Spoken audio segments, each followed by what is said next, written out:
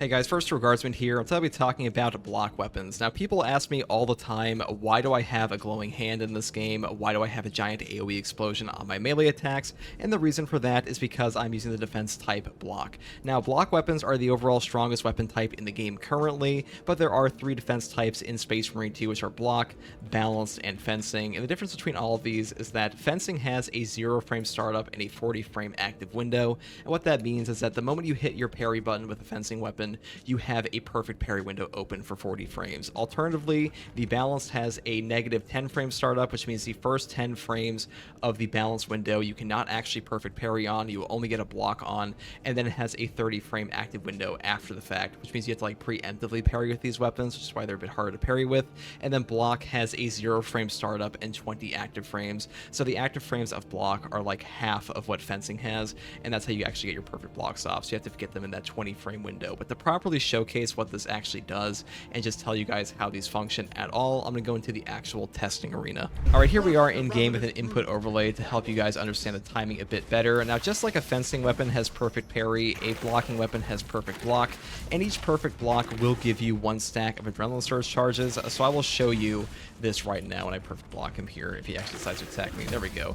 So if you look underneath my HP bar to the upper left, it has like a little flaming shield icon with a 1 under it. That means I have 1 adrenaline surge charge. Now, the first adrenaline surge charge you get will grant you 30% bonus melee damage on your next hit for 2.4 seconds, and when you get 2 of them, it'll go up to a 90% bonus for 2.4 seconds, on top of giving your next attack massive stagger and armor restore of 1 bar. So see, now we have 2 that's represented by our huge glow and like a 2 underneath the flaming shield icon on the upper left, and when we smack him, he'll get staggered, we'll get an armor back, and we have bonus damage here for a second, so it's pretty easy to chunk him.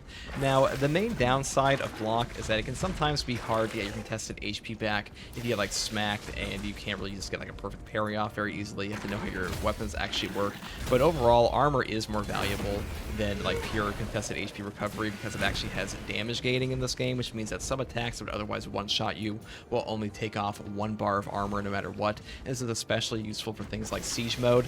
Now, I should also mention that every time you get an adrenaline surge charge, you will get a 60% range damage reduction for 1.8 seconds, which is very useful. And these charges here will not actually dissipate for 35 seconds unless you actually initiate an attack. So I have 1 stack of adrenaline surge charges here right now, and if I were to attack, you'll see it start to like bleed out. Like, there it is. See, it starts to be used eventually, like immediately. So it doesn't really matter if you actually hit them or not. If you do any kind of swing once you have the adrenaline surge charge, it will just start to eat it. So it's best to actually whack the enemy. Now, something I would like to showcase here on the Hell route is that the staggering effect of your adrenaline surge charges will stagger any enemy in this game, including this guy. And the only enemies that won't stagger are the Neurothrope and Karn effects, mainly because they do not have a stagger animation, which is kind of unfortunate, just a bit of a game limitation there. But overall, being able to stagger an enemy like the Hell route will allow you to just get your damage off, get an Auspex on them, hold them in place, and doing that, especially in the siege mode, is very valuable, and you are able to stagger multiple at once during the 2.4 second active time period of your adrenaline surge charges. Like, any attack you do in that 2.4 seconds after that explosion will just stagger guys, including Terminators and stuff like that. So super useful for that reason, and really the only hard part of block weapons is that you have to learn the attack patterns of the enemies, and really that's not a bad thing because learning the attack patterns of the enemies will make you a better player in Space Marine 2.